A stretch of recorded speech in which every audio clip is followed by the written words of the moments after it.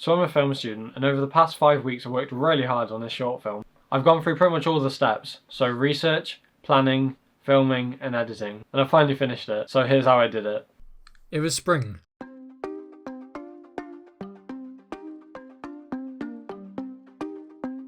We just finished our Easter holiday and the air was finally beginning to warm up. On the 25th of April 2022 we were handed our brief. Psychological horror chase scene. Launch date 25/04/2022. Due date 10/06/2022. Context. No film is complete without the chase scene. The chase scene is often the most exciting and engaging scene of a film. Scenario.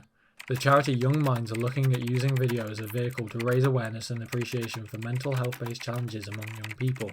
First things first, time to research Young Minds. I scrolled through the website and thought, I didn't want to do any sort of mental health disorder as I'm no expert, no matter how much research I do. I continued to scroll until I stumbled upon grief. Interesting. I can work with this. I read through the page and screenshot key pieces of information to put in my evidence PowerPoint. We made a few mind maps and mood boards and then used these to help us create 2 ideas for our film. Idea 1. A boy is on a boat. His entire crew has mysteriously died or gone missing, and he is left alone. Or at least, that's what he believes. Idea 2. A boy sees on the news that his younger sister was killed in a hit and run incident. He grapples with grief as something begins to chase him. I picked idea 2. Throughout this project I was very influenced by the movie Good Time by the Safdie brothers.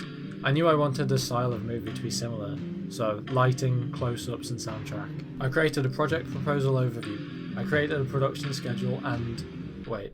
So I'm looking back at this, and the schedule pretty much starts on the 23rd of May. But if you remember, we were given a brief on the 25th of April. So what did I do in that time in between? Because I have no idea. It can't have been at work. We were given these like project things. Maybe we were given that, but I don't think that was it. I really don't know. Anyways, so I created a production schedule and wrote my first draft of the script. I wrote the script with locations in mind, so location scouting was pretty easy. I did the boring stuff of writing location reports and risk assessments for each of the 7 locations. Bedroom, kitchen, living room, garden, street, church, and finally the underpass, which is where the final scene would take place. I created draft 2 of the script after hearing feedback from draft 1. I asked people I know to be in the film or to help out, and thankfully everyone who asked said yes. I have no idea what I would have done if anybody said no. I planned shooting dates based off my casting crew's availability, and with that, day 1 of filming was upon us.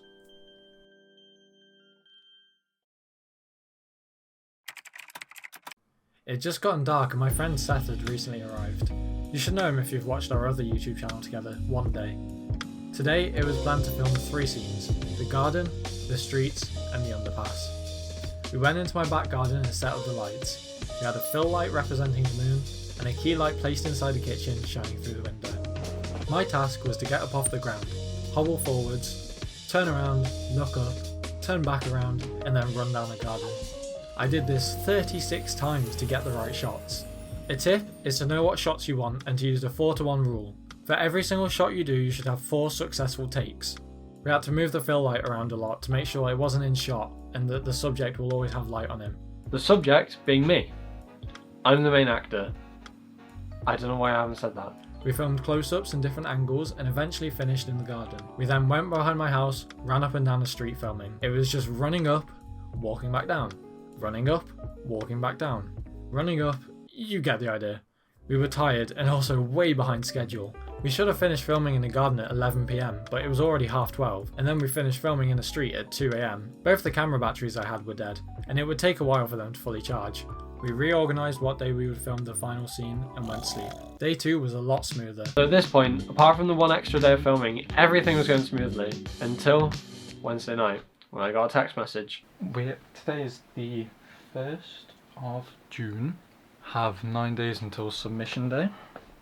Just been told one of the main actors, the girl who plays Katy, she's just cancelled. I don't know what to do. I could just straight up cut all the flashback scenes. I think that's probably what I'm gonna have to do. Nothing I can do, I've just got to figure it out. So I did just that. I cut down the script from 5 pages to 3. This was most of the scenes gone.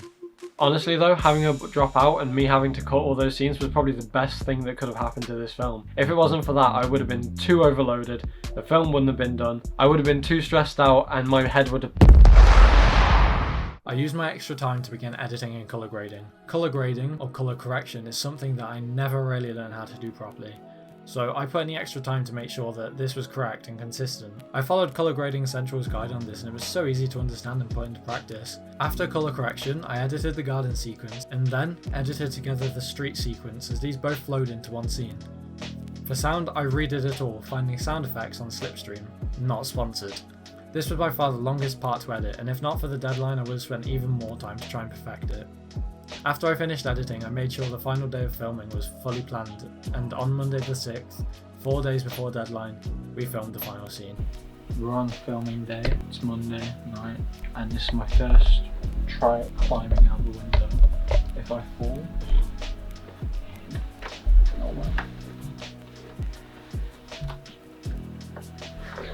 This seems safe. In the bedroom scene, I rehearsed climbing out the window multiple times slowly to make sure that I wouldn't fall. We then replayed the news video over and over and over until all the shots were completed.